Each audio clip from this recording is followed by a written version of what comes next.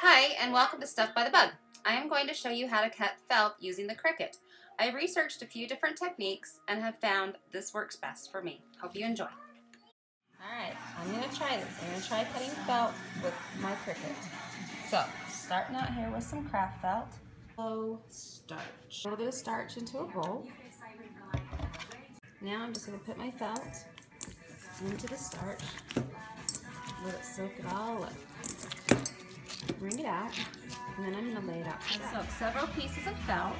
Now they're sitting on my baker's rack where usually I have cake, but you know, today I'm just going to let it sit and dry for a little bit. I might throw a couple pieces in the dryer to see. Okay, so I was pretty impatient and the ones that came out of the dryer were nice and stiff, so I actually threw them all in. Cutting felt is actually pretty rough on your pads. It leaves a lot of fuzzies behind. So what you want to do is scrape it off with your scraper tool the best that you possibly can. Then after I get the surface prepared, get it scrubbed off as much as possible, I just use some of this Tombow glue, the multi-purpose. Squirt a little on your pad. There's a generous amount put on there. I know some of you are worried about voiding your warranty for your machine. Mine's obviously an old machine, so that is not a concern. I really don't need much. It just needs a thin layer over the entire surface. So you can spread it pretty thin. And I'm just going right over it. You can still see that there's still some felt stuck on there. That's okay. You'll see that when it dries, your new felt will stick right to it. Okay, so here's my Cricut Expression. I've got the speed set on minimum and the depth set on maximum. I will use a deep cut blade, which I set on 6. Alright, I use Cricut Craft Room to print my stuff out on. I've got the settings set on custom. And I'm going to cut through it twice since it is fairly thick material. So I let this dry for about 20 minutes.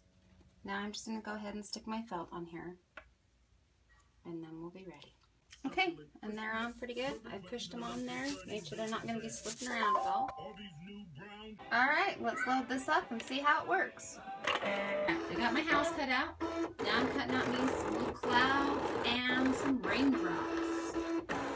It's glued down well and your felt is stiff, it cuts really nice. I've unloaded the mat and you can see the outline of the shape. Now we're just going to peel it. Looks like we're going to have to take some scissors and cut out just a few little pieces. But look, it's a pretty. So here's my finished project, my weatherboard. These clouds have actually been stitched and you can see my little sunshine with the drawn on face. It looks pretty cute for starters. I need to get some more since summer's upon us now.